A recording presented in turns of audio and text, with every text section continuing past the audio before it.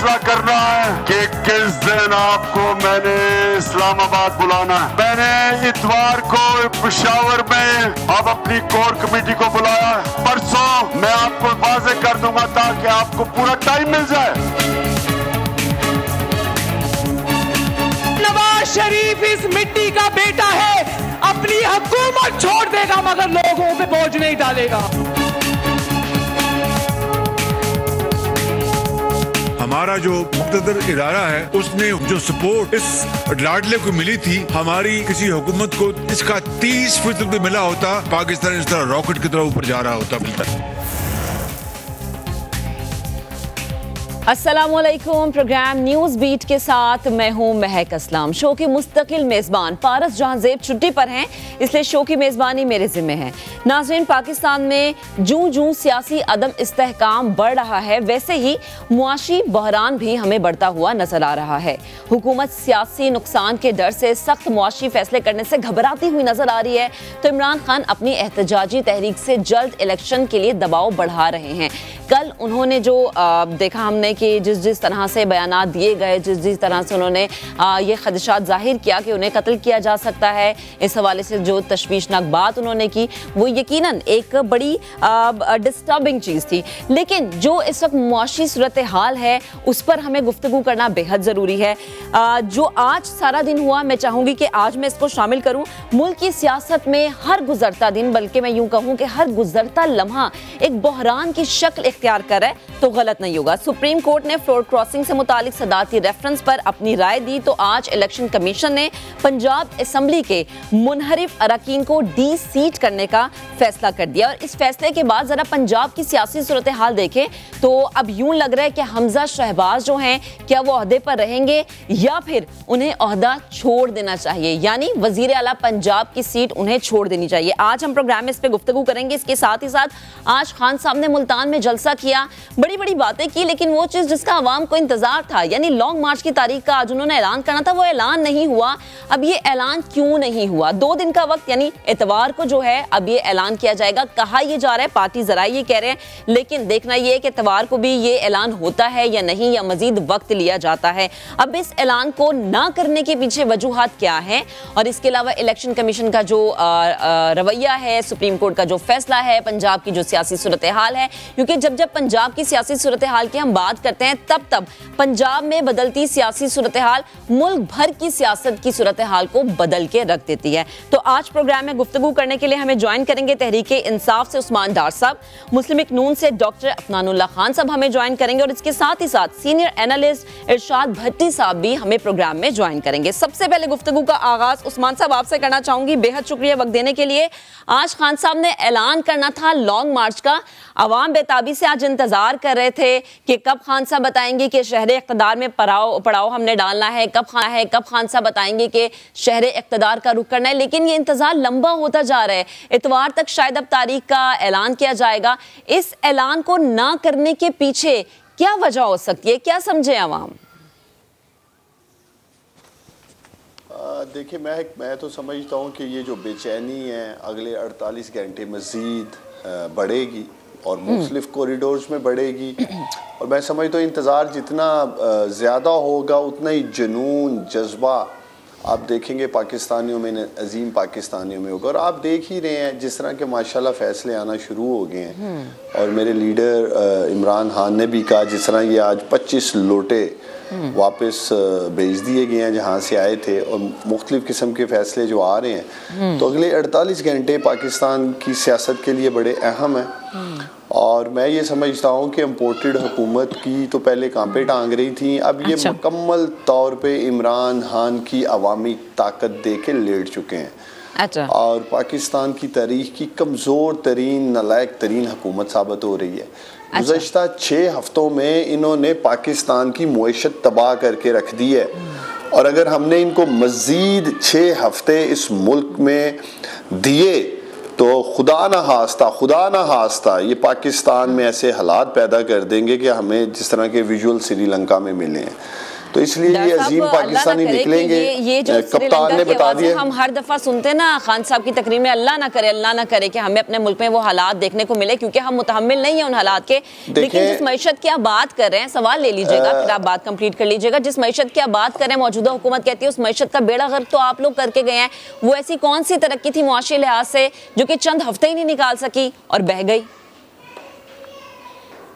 देखिए, समा न्यूज़ पर, समा चैनल पर जब भी मैं टॉक शो में आया, और ख़ास तौर पे ये मुस्लिम लीग नून वाले राग लापते थे अपनी जीडीपी का 5.34 5 पॉइंट समथिंग ना, अब तो खुद इन्होंने माना है, डिक्लेयर कर दिया है कि इमरान खान के जो आखिरी दादोशुमार हैं इस साल के 6% जीडीपी है, और 2 साल मुसलसल ये 6% के ऊपर रही है। तो अगर जीडीपी इतना ज़बरदस्त आ रहा है, जो कि जिसको ये इकोनॉमी के लिए एक पैमाना मानते हैं इकोनॉमिस्ट भी, और ये खुद भी उसी के ऊपर क्लेम करते रहे हैं जी कि हमारी बड़ी ज़बरदस्त इकोनॉमी रही है, फिर हमारी तारीखी एक्सपोर्ट्स रही हैं $30 अरब से ज़्यादा, $31 अरब कह लें। इसी तरह हमारी फॉरेन रिमिटेंस को ले लें, लार्ज स्केल मैन्युफैक्चरिंग को ले लें, टैक्स यही तो बात मैं कर रही हूँ, वो ज़बरदस्त इकोनॉमी एक महीने में खत्म हो गई। बस मुझे ये बताइए, ज़बरदस्त इकोनॉमी थी वो एक महीने में खत्म हो गई, मतलब उसमें इतनी ही ताकत थी। देखिए मैं अगर ये इकोनॉमी के मामले में संजीदा होते तो कभी 6-6 दिन का आके टोपी ड्रामा नहीं करते कि 6 दिन ये मुल्क चलेगा। पेट्रोल अदा करने के पैसे नहीं है इनके पास, जो आते सारे इन्होंने खजाने को कंगाल किया 6 हफ्तों में, बजाय कि उसको मैनेज करते, उसको प्लान करते। तकरीबन 25 मिलियन लीटर आपका पेट्रोल और 30 मिलियन लीटर के करीब आपका डीजल लगता है पर डे। तो कोई इनके पास ना कोई अकल है ना कोई प्लान है, सिर्फ अमेरिका ने हुक्म दिया बाहर से, जैसे हम इन्हें कह रहे हैं इंपोर्टेड हुकूमत है, उसके इशारे पे ये आ गए। और अब इनसे पूछने वाली ये बात है कि कल मैं देख रहा था जी इंपोर्टेड आइटमों पे ये पाबंदियां लगा रहे हैं। पिछले 6 हफ्तों में पाकिस्तानियों इस इंपोर्टेड हुकूमत ने सिर्फ पॉलिटिकल मैनेजमेंट करने की कोशिश ही नहीं की है, ये सारा इकोनॉमी खेल रहे हैं।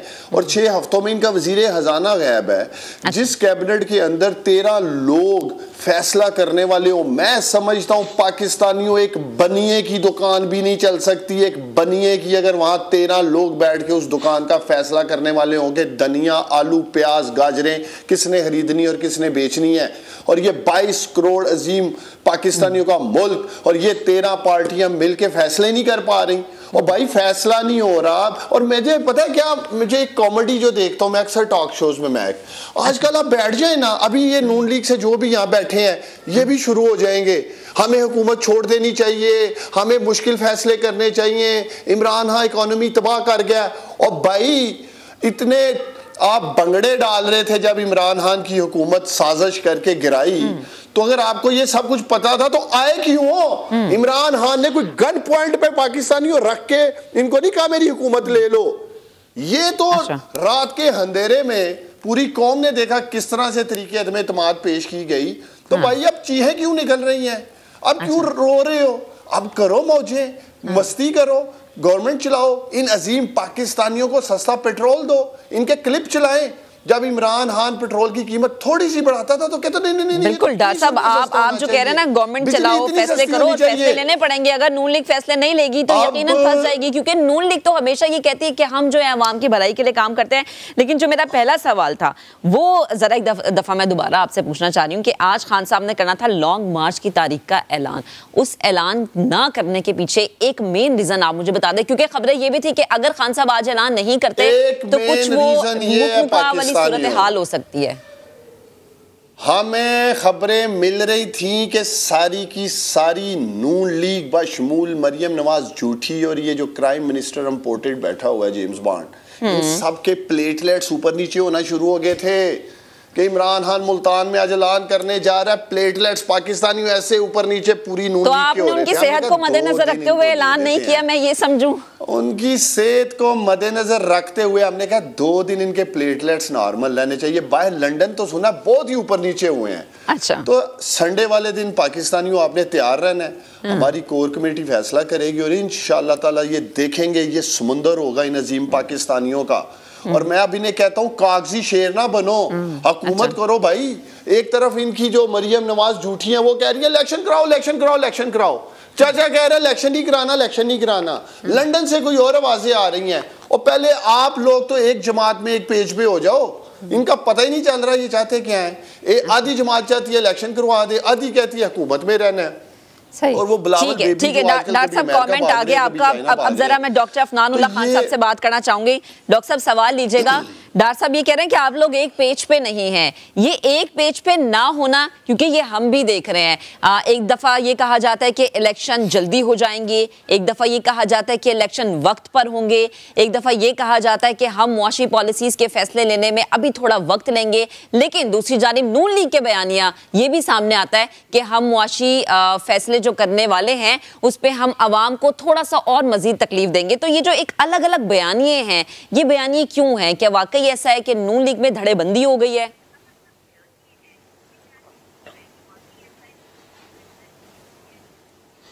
जी बिस्मिल्लाह रहमान रहीम। देखिए, मैं आपका जवाब देने से पहले ये बात कहना चाहूंगा कि आज जो जबान इमरान खान साहब ने इस्तेमाल की है मरीम नवाज साहिबा के बारे में, वो इंतहाई थर्ड क्लास, गिरी हुई और मतलब के शर्म की मतलब बेशर्मी की इंतहाओं पे पहुंच गए हैं। मतलब ये वो शख्स है जिसकी जबान से अब कोई भी महफूज नहीं है और कोई इस बात को डिफेंड करने वाला भी नहीं। आप मुझे बताएं, जो जबान आज इन्होंने इस्तेमाल की है, ये कोई इस माशरे के अंदर ये इस तरह का लेवल अभी तक किसी ने अचीव नहीं किया। जो गिरने का जो लेवल है ना आज जो अचीव हुआ है, वो आज से पहले किसी सियासतदान ने अचीव नहीं किया। ये इमरान खान ही को इसका जाता है, क्योंकि अब हमें तो तरबियत दी गई है, हम ज़ाहिर है हम तो ख्याल करते हैं, लेकिन इनको इस तरह तो क्या कहते हैं, ये मतलब कि यहाँ तो होश में नहीं था। ये भी हो सकता है होश में ना हो, क्योंकि ये जो हरकतें ये होश वाली तो नहीं है कहते हैं। तो मैं इसको सख्त अल्फाज में कंडेम करता हूँ। बिल्कुल अफनान साहब, जो आप बात कर रहे हैं, जिस लिहाज से आप बात कर रहे हैं, वो बिल्कुल दुरुस्त बात है। इस चीज को कभी भी हम अप्रिशिएट नहीं करेंगे जो जलसों में जुबान इस्तेमाल हो रही है। न सिर्फ पीटीआई, माजरत के साथ नून लीग भी यही जुबान इस्तेमाल करती है। मैं नजर आ रही है बराबरी की तरह सतह पर खेला जा रहा है और हमें यह ख्याल रखना चाहिए कि हम बड़ी सियासी पार्टियां आवाम को क्या मैसेज दे रही हैं। आप प्लीज मेरे सवाल का अगर जवाब दे। एक सेकंड रुक जाए आप इधर। हमने कब इस तरह की जबान इस्तेमाल की है हमारे किसी लीडर ने किसी औरत के बारे में? बताएं आप मुझे। नवाज के जो जलसे हैं, उसके साथ हमें लाके खड़ा कर दिया। कोई मिसाल नहीं मिलती। पीटीआई को यही शिकवे शिकायत होती है। अभी जाके अभी जवाब अभी अफनान कौन सी जबान आपने सुना है आज उसने क्या बोला है? वो रिपीट करने वाला नहीं है। मैं अफनानुल्लाह साहब, मैं सिर्फ ये चाह नहीं कि हम उसमें जाएं कि कौन किस तरह की जुबान इस्तेमाल कर रहा है, कौन किस तरह की नहीं जुबान इस्तेमाल कर रहा है। मुझे टाइम दीजिएगा, प्लीज आप मेरे सवाल का जवाब दीजिएगा। मैं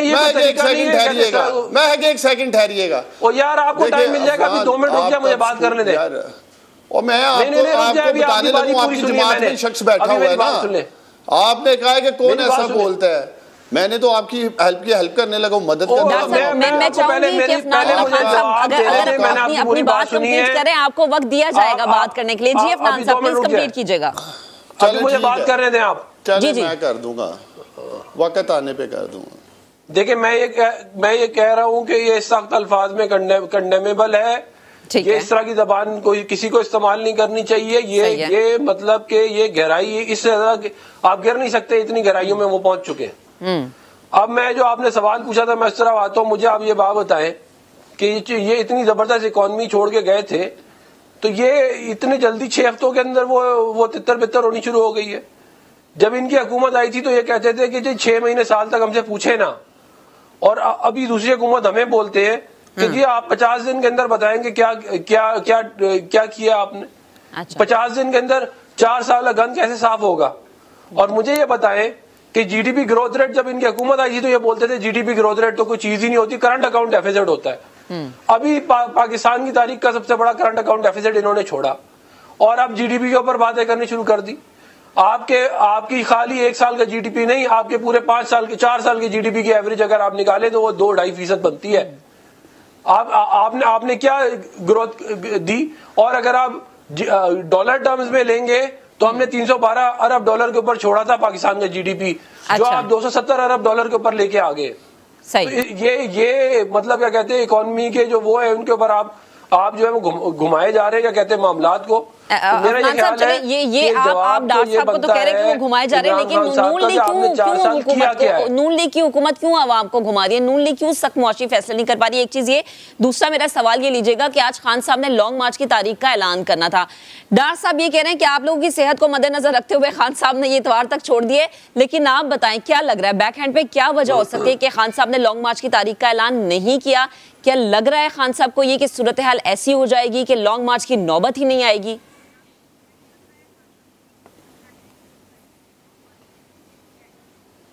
देखिए, जो फॉरेन फंडिंग केस है ना, उसके अंदर अगर आप स्क्रूटनी रिपोर्ट उठा के देखें तो उसमें एक खातून है, उसका नाम है रमीजा शेट्टी, जो इंडियन नेशनल है, जिससे इमरान खान ने पैसे लिए हैं। उसके अलावा यहूदियों से पैसे लिए हैं।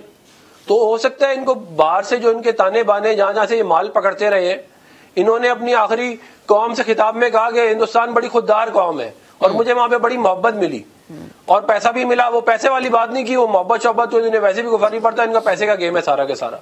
तो इनको जहां जहां से पैसे मिलते हैं वहां से जो पैसे देता है फिर वो डायरेक्शन भी देता है। तो इन्हें जो डायरेक्शन जब मिलेगी तो ये पाकिस्तान के अंदर इंतशार फैलाएंगे।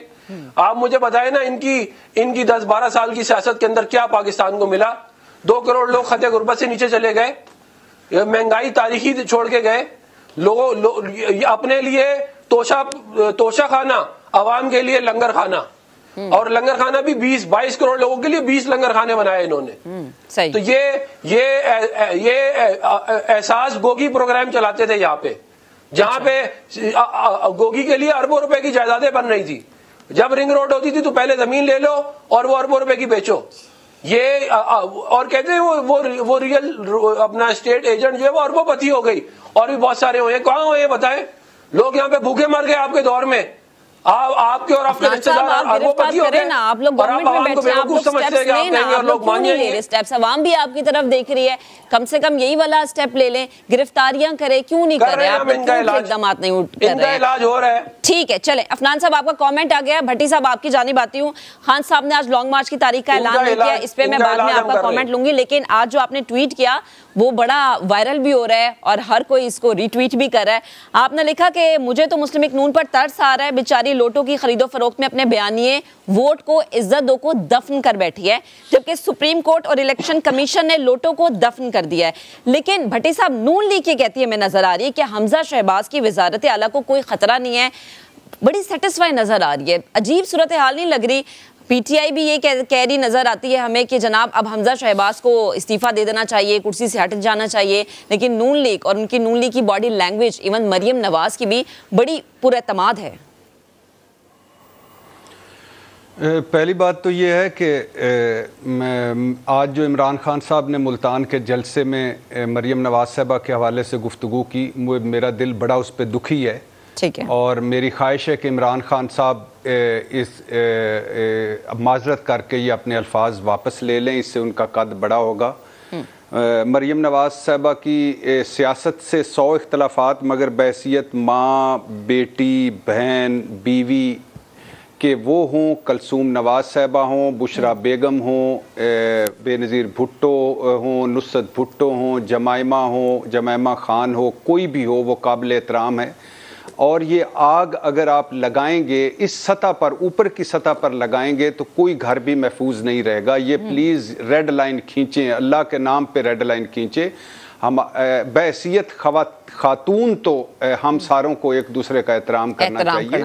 और ये ना आज आप बैठी हुई हैं प्रोग्राम को एंकर कर वो चला रही हैं, मरियम नवाज साहब पार्टी में हैं, इसी तरह हमें हौसला अफजाई करनी चाहिए कि जो दूसरे खामद हैं, जो दूसरे भाई हैं, जो दूसरे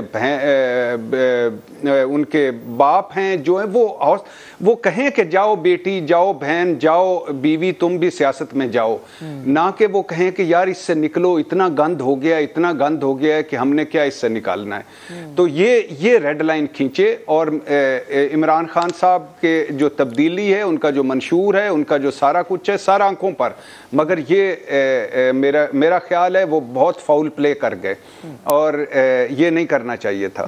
दूसरी बात ये है कि बात आपके सवाल पे आने से पहले मैं सुप्रीम कोर्ट का शुक्रिया अदा करना करना चाहता हूँ। 2 मरतबा चीफ जस्टिस साहब का, सुप्रीम कोर्ट का, जस्टिस मुज़ाहिर अली अकबर नकवी साहब का और इलेक्शन कमीशन का, कि उन्होंने लोटों को दफन किया, लोटा क्रेसी को दफन किया, छांगा मांगों को दफन किया, सिंध हाउस को दफन किया। और इसके अलावा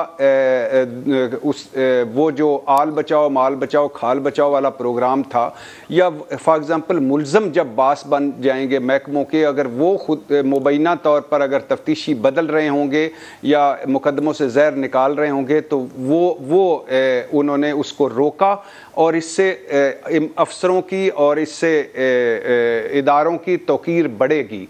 और दूसरी बात यह है कि इससे जो आवाम में एक गम और गुस्सा एक होता है ना, कि कोई भी नहीं है जो इस पे नोटिस लेने वाला है। इलेक्शन कमीशन और सुप्रीम कोर्ट ने ये उसको डिफ्यूज़ किया है।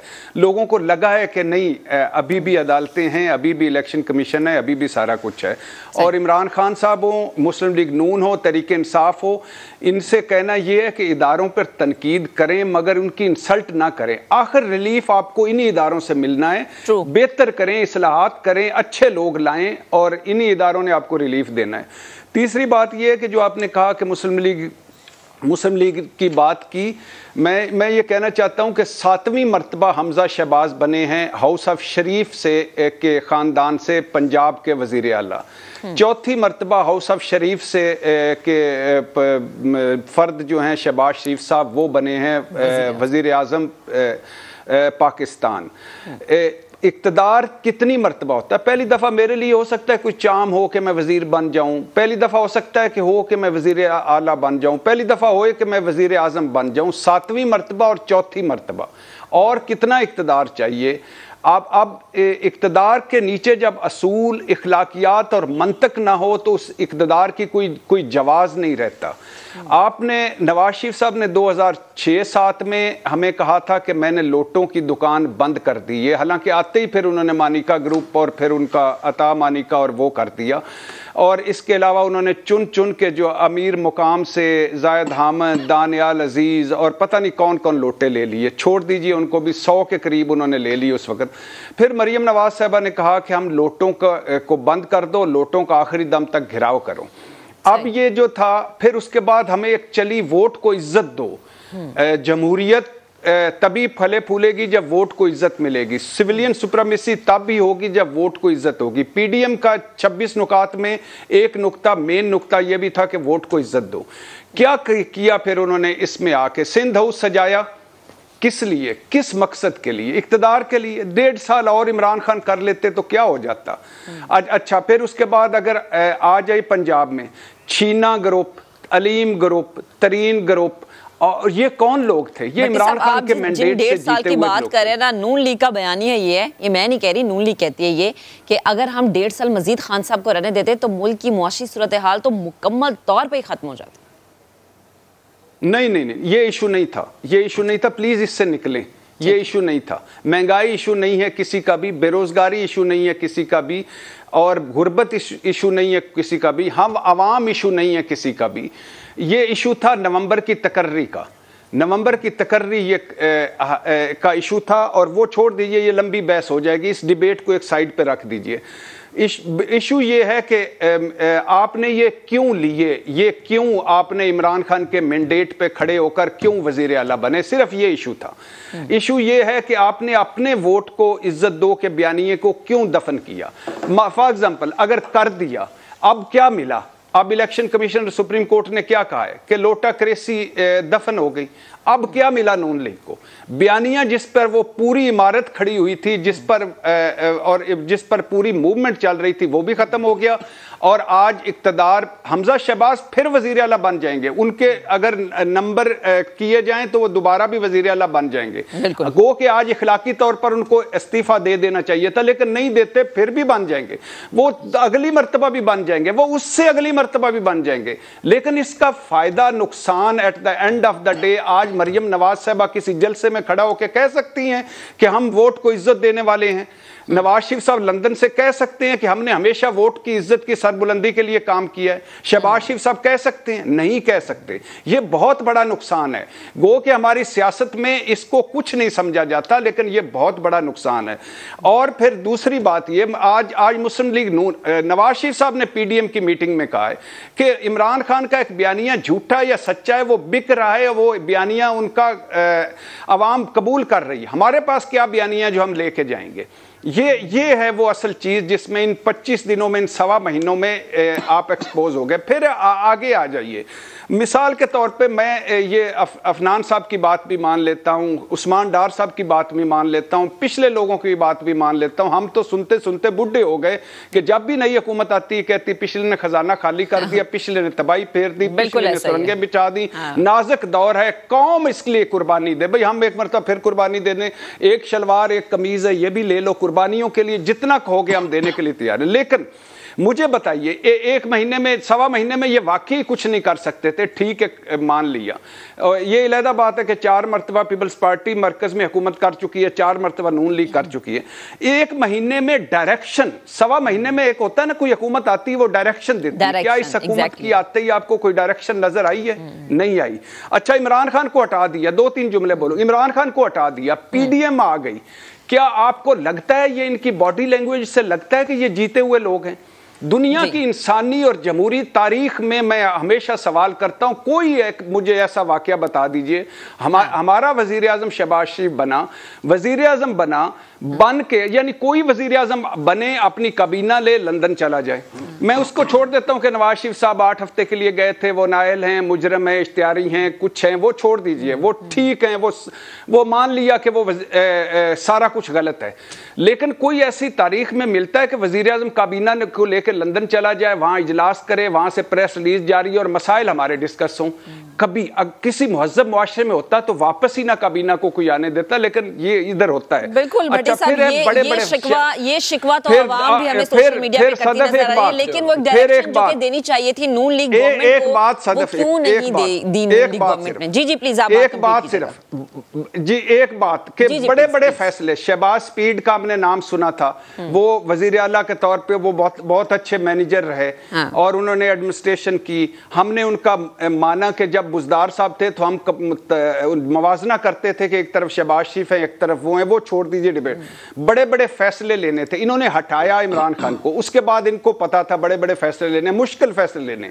ये वो पीडीएम है जो जिनका पहले मंशूर था फौज सियासत से आउट रहे, फौज अपना काम करे, हमें अपना काम करने दे। आज क्या कह रहे हैं? फौज हमें गारंटी दे के 1.5 साल रहे हैं, फौज ये हम कीमतें बढ़ाने का कौमी सलामती कौंसिल में लेके जाते हैं। जितने आप शिकवे कर रहे हैं, मैं चाहूंगी मैं ब्रेक ले लूं, ब्रेक से जब मैं वापस आऊंगी अफनान उल्लाह खान हमने ये सारी सूरत हाल में रखूंगी और फिर हम जानेंगे कि नून लीग का क्या मौकिफ है इस मामले पर। एक ब्रेक का कहा जा रहा है, ब्रेक लेते हैं, ब्रेक से वापस आते हैं, देन डिस्कशन करेंगे।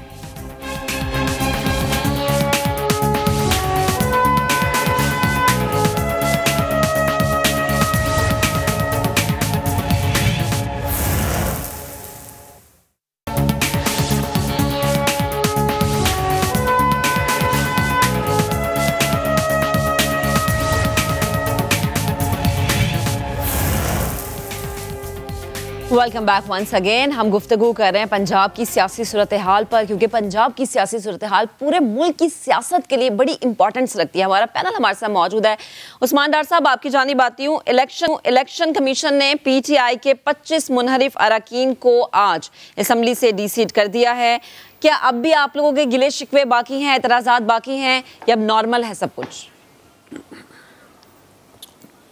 देखिए, मैं अगर मुझे ज़ाती तौर पे पूछे तो मैं समझता हूँ कि इन तमाम लोटों को हमेशा के लिए नहल करने की ज़रूरत थी, दफन करने की ज़रूरत थी। ठीक है, डिसीट उन्होंने किया, कम अज़ कम कोई पैगाम तो गया। हमेशा के लिए छांगा मांगा सियासत जिसकी बुनियाद इस नून लीग ने रखी माजी में, उसके दरवाजे बंद कर दिए गए हैं।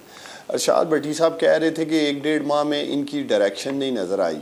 भट्टी साहब, आपको नज़र नहीं आया कि किस तरह से इन्होंने FIA और नैब पे चढ़ाई की और ट्रांसफ़र, पोस्टिंग, मनपसंद ऑफिसर्स और जो मेरिट पे ऑफिसर्स कर रहे थे इन्वेस्टिगेशन, उनको हटाया गया। डॉक्टर रिजवान को अल्लाह ताला जन्नतुल फिरदौस में जगह दे, इतना दबाव डाला गया कि वो उस ऑफिसर को हार्ट अटैक आ जाता है। तो मकसद ये है कि इनका इक़्तिदार में आने का मकसद ही पाकिस्तानियों इस इम्पोर्टेड हुकूमत का अपने मुकदमात ख़त्म करना था, करप्शन केसेस ख़त्म करना था। आज भी मेरे लीडर ने मुल्तान में क्या बात की है, अगर मैं कोर्ट ने खुद नोटिस लिया है तो इस पे आपकी सेटिस्फेक्शन होगी? मैं उसी बात पे आ रहा हूँ ना, हाँ उसी बात में आ रहा हूँ, उसी पे देखिए भट्टी साहब ने यही तो बात कही है कि इतमाद बहाल हुआ है अवाम का। अगर आप माइक लेके जाएं ना समा का अवाम में, तो अगर आप आज अदालती इंसाफ पे पूछें, इलेक्शन कमीशन के हवाले से पूछें, तो क्या राय पाई जा रही थी अवाम में? लोगों का एतबार उठ गया था अदल और इंसाफ से। जब फैसले आएंगे और दुरुस्त सिमत में फैसले आएंगे, ये क्या कोई ओपन सीक्रेट है? जो इम्पोर्टेड हुकूमत अपनी करप्शन छुपाने के लिए, मुकदमात से जान छुड़ाने के लिए कर रही थी, वो तो आज टॉक ऑफ द टाउन था। आज क्या बात की है इमरान खान ने मुल्तान जलसे में? उन्होंने यही तो बात की है कि ये आए इसलिए हैं कि अगर मैं इनको NRO 2 दे देता, जो जनरल डिक्टेटर मुशर्रफ ने NRO 1 दिया था इन्हें, तो ये सब ठीक होता। 3.5 साल ये लगे रहे जी, आज हटा देंगे, कल गिरा देंगे, धरना, लॉन्ग मार्च, इस्तीफे। फाइनली मैं समझता हूं कि पाकिस्तानियों ने गुज़श्ता 6 हफ्तों में असल चेहरा देखा है इनका। ये केसेस खत्म करने आए थे, करप्शन छुपाने आए थे, और इनका कोई मकसद नहीं है, इनका कोई लेना देना नहीं आम आदमी के साथ। अगर होता तो आज पाकिस्तान में डॉलर्स डबल सेंचुरी ना करता। 22 रुपए डॉलर 6 हफ्तों में इनकी हुकूमत में बढ़ा है। अगर इसी रेशो से, इसी डायरेक्शन से जाएं तो 2023 तक ये हुकूमत करना चाहते हैं, ये 350-400 रुपए पे US डॉलर पहुंचा देंगे। इकोनॉमी तो तबाह करके रख ही दी है। और भाई कहाँ गए हैं तुम लोगों के एक्सपर्ट्स? कहाँ गए हैं वो टैलेंटेड अरस्तू और पता नहीं कौन कौन सी इन्होंने बलाएं रखी हुई थी जी? ऐसे दावे करते थे मैं कि जैसे आएंगे और दूध और शहद की नदियां बहा देंगे। आते सार चीनी महंगी, आटा महंगा, घी महंगा।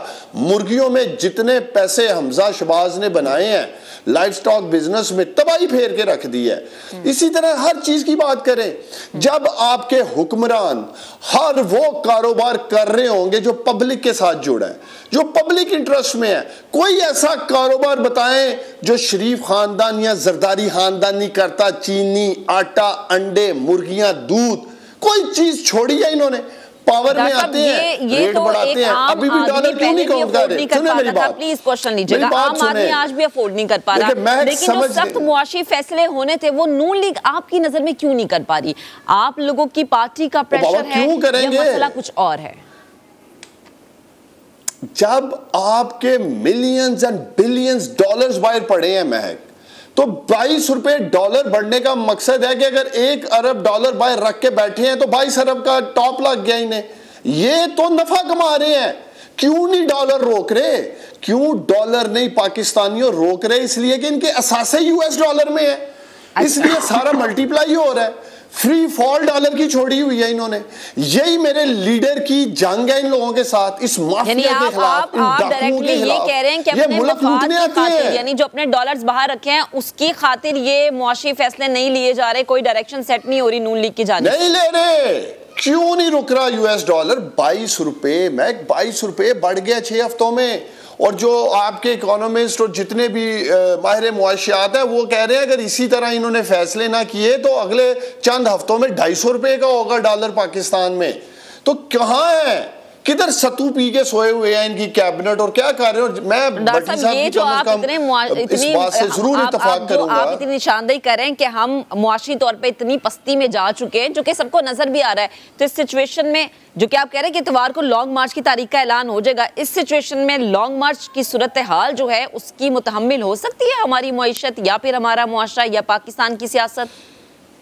तो देखिए, हम तो इन्हें कह रहे हैं आज इलेक्शन अनाउंस कर दें, कल सुबह इलेक्शन अनाउंस कर दें, हम लॉन्ग मार्च कैंसिल कर देंगे। हमारा एक ही मुतालबा है कि इलेक्शन करवाएं। फ्रेश मैंडेट जो भी गवर्नमेंट लेके आए, अगले 5 साल का जो गवर्नमेंट मैंडेट लेके आएगी, IMF उसकी बात भी सुनेगी। हमारे पास 2023 तक का पाकिस्तान का प्लान था। हम ये समझें कि इलेक्शन के अनाउंसमेंट नहीं हो रही, इलेक्शन की तारीख नहीं आ रही, तो अब लॉन्ग मार्च की ही तारीख आएगी। ओहो, फिर तो हमें तो इलेक्शन करवाना है और करवा के दिखाएंगे। किसी गलतफहमी में ना ये रहे। देखें, हमारे पास पाकिस्तानियों 2023 तक का प्लान था, उस प्लान पे मुईशत पटरी पे थी। इन्होंने आगे उसे उतार दिया पटरी से। इनके पास प्लान ही नहीं है। इनसे पूछे ना जो नून लीग के यहाँ बैठे हैं कि भाई आपके पास मईशत का क्या प्लान है, आपका वजीरे खजाना तो नजर ही नहीं आ रहा, पता नहीं है।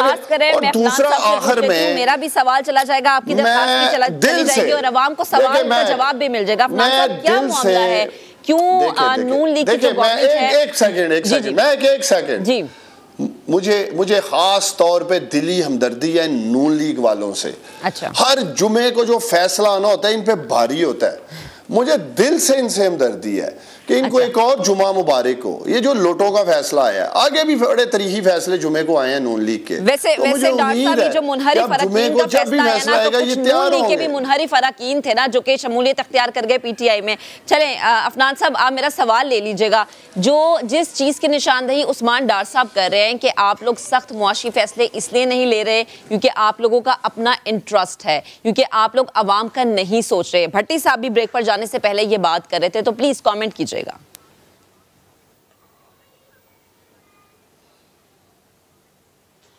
देखिए, मुझे थोड़ा जरा टाइम दे दीजिएगा बात करने के लिए। दो बंदे एक बात कर रहे हैं तो ज़ाहिर है मुझे दोनों को रिस्पॉन्ड करना है। देखिए, जहां तक बात की है इन्होंने डार साहब ने कि जो है वो इनके पास बड़ा जबरदस्त प्लान था जी। 2018 में जब हुकूमत आई तो प्लान था असद उमर, फिर वो फेल हो गया, फिर प्लान आया अहमद अजहर, फिर वो फेल हो गया, फिर प्लान आया हफीज शेख, फिर वो फेल हो गया और फिर प्लान आया शौकत तरीन। ये है प्लानिंग इनकी है, कहते हैं। इनको पता ही नहीं था कि करना क्या। इनकी सारी प्लानिंग थी कि गोगी बचाओ, गोगी को अमीर करो, ये था प्लान। कि ट्रांसफर पोस्टिंगों के ऊपर माल बनाओ, ये था प्लान इनका। इन्होंने सीपैक को बंद कर दिया, इन्होंने पाकिस्तान की इकोनॉमी का जनाजा निकाल दिया, ये प्लान था इनका। 2 करोड़ लोग खते गुर्बत से नीचे आ गए हैं। 2 करोड़ लोग, कहने की बात है, 2 करोड़ लोग खते गुर्बत से नीचे आए हैं इनके दौर में। ये कहते हैं हमारे पास प्लान था। शर्म आनी चाहिए इनको ये बात करते हुए। और ये हमें डॉलर का ताना देते हैं। 199 रुपीज पे हमें डॉलर मिला था, 115 पे छोड़ा, 5 साल के अंदर 16 रुपए बढ़ा। 11 अप्रैल जिस दिन हुकूमत आई है 189 के ऊपर डॉलर था। अफनान साहब, अगर मैं जीडीपी की रेट की बात करूं तो वो तो तसल्ली बख्श है। जितनी आप कह रहे हैं कि पीछे मईशत खराब करती गई थी, उतनी तो मईशत खराब नहीं हुई है।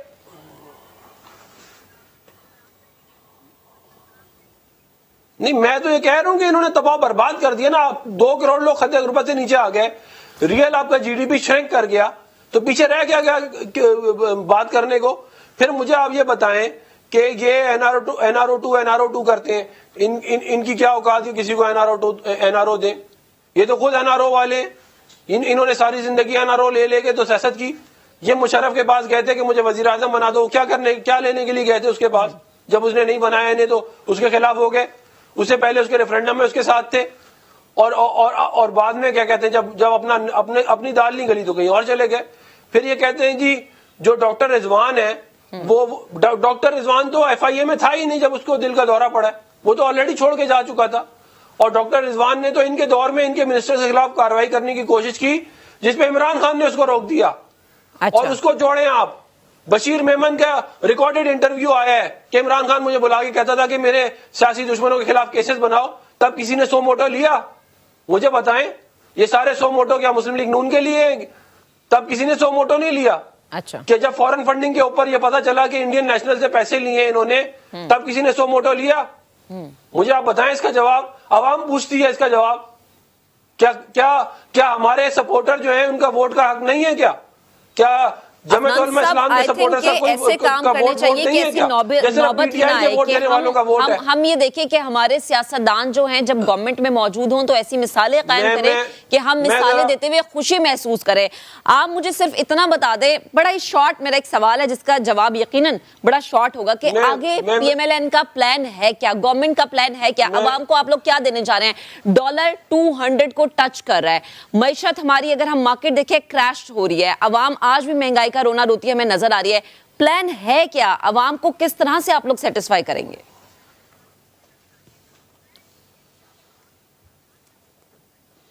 देखें, जब 2013 में पाकिस्तान मुस्लिम लीग नून की हुकूमत आई तो रोजाना धमाके होते थे। अच्छा। कराची में लाशें गिरती थी, 12 से 14 घंटे की लोड शेडिंग थी। हमने कहा, हमने वादा किया था हम ये मसले हल करके जाएंगे। अच्छा। हमने वो मसले 40-50 दिन में हल नहीं किए थे। क्या 50 दिन बाद धमाके होने खत्म हो गए थे? ये मसले दिनों में हल नहीं होते, इनमें वक्त लगता है। जो ये बार बार पूछ रहे हैं ना कि हमारा प्लान क्या है, हमने लग्जरी आइटम्स के ऊपर जो अमीरों का काम था सारा का सारा, वो उसके ऊपर हमने पाबंदी लगा दी है। गाड़ियों पे हमने पाबंदी लगा दी है। वो महंगे खाने के आइटम्स जिन इंपोर्ट में हमारा डॉलर दाया होते, हमने वो उन पे पाबंदी लगा दी है। हमने बड़ी मेहनत के साथ एक बजट हमने बना लिया है, उसमें हमारे माहिरीन जो काम कर रहे हैं वो इंशाल्लाह वो भी प्रेजेंट हो जाएगा आने वाले 2 हफ्तों के अंदर।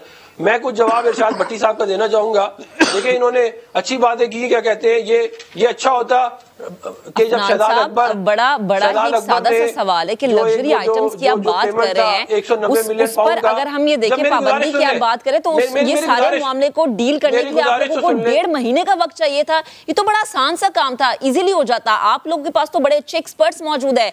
आप लोग खुद कहते हैं कि हम लोग पाकिस्तान की मैशत को जितना बेहतर समझते हैं, कोई समझ ही नहीं सकता। लगता है आसान है, ये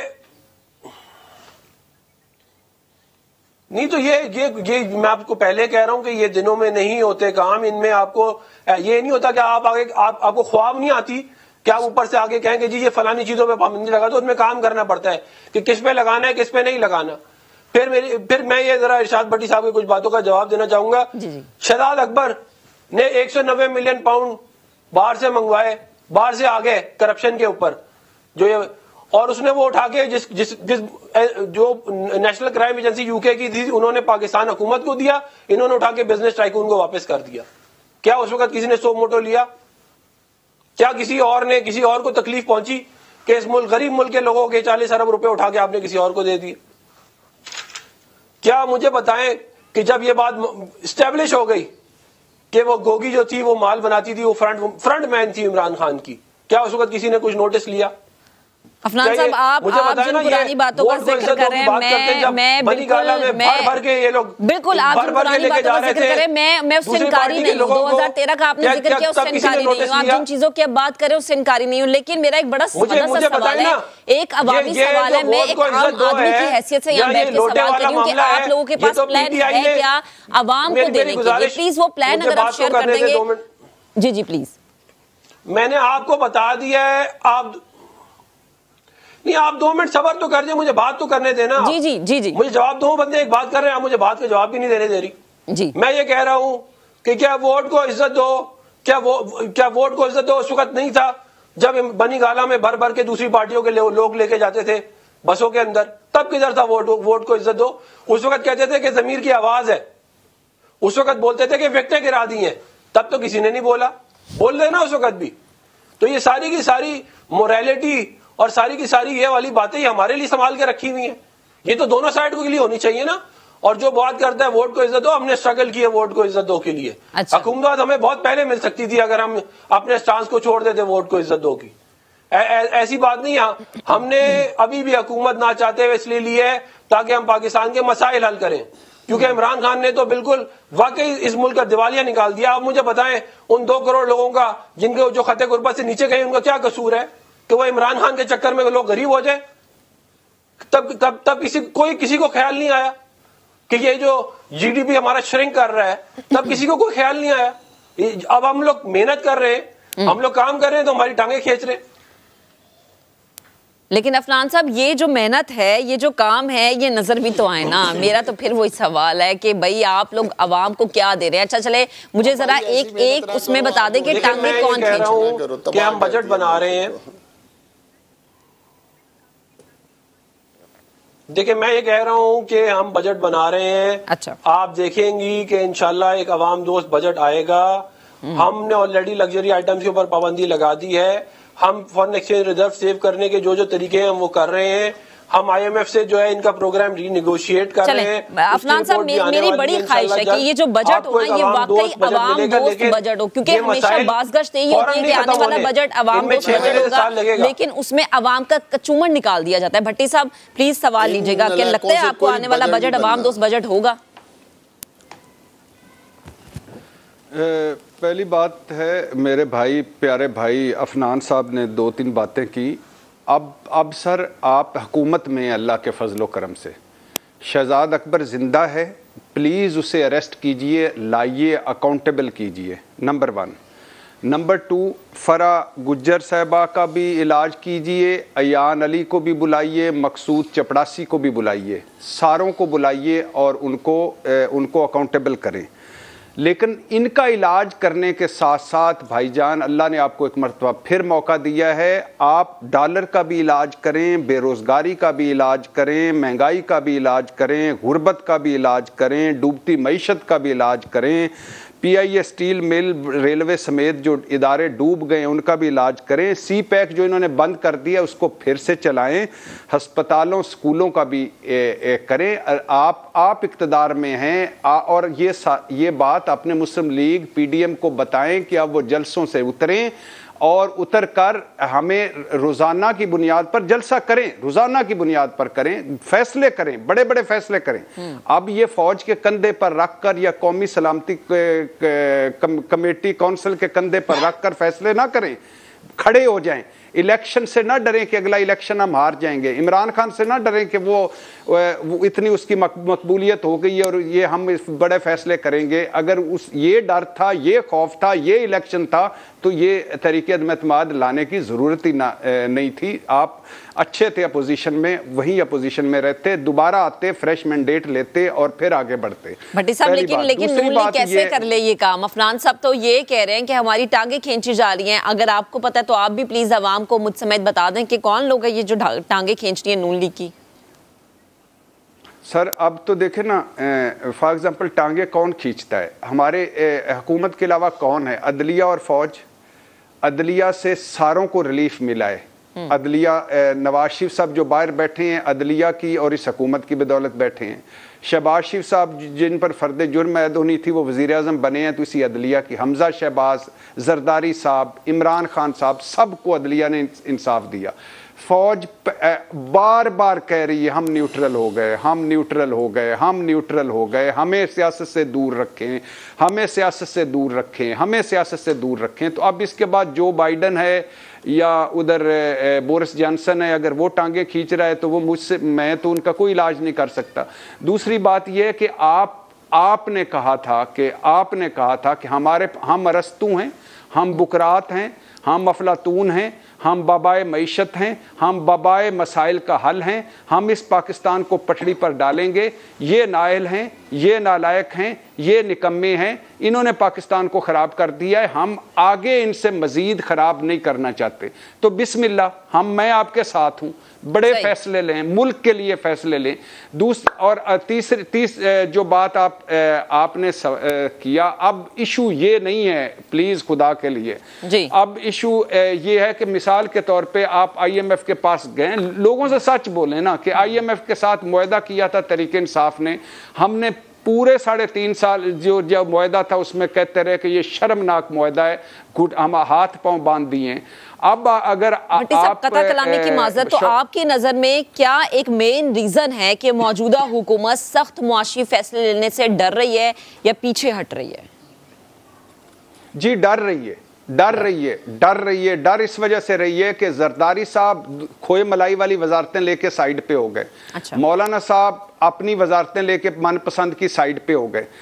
ढोल गले पड़ गया मुस्लिम लीग नून के, वो बजा नहीं रहे उधर। और फिर दूसरी बात है कि 2 वजीर आजम हैं, नवाज शरीफ साहब, शहबाज शरीफ साहब, 2 वजीर खजाना है, मिफ्ता इस्माइल इसहाक डार साहब, आपस में लड़े जाए। और फिर तीसरा एक मुस्लिम लीग नून में मरियम नवाज साहबा है जिनका ख्याल है कि हमें फौरन इलेक्शन में चले जाना चाहिए। एक ये है कि जो वो कह रहे हैं कि नहीं हमें 1.5 साल करना चाहिए, तो डर रही अगला इलेक्शन उसकी नजर में, अगला इलेक्शन। भट्टी साहब आपका कमेंट आ गया।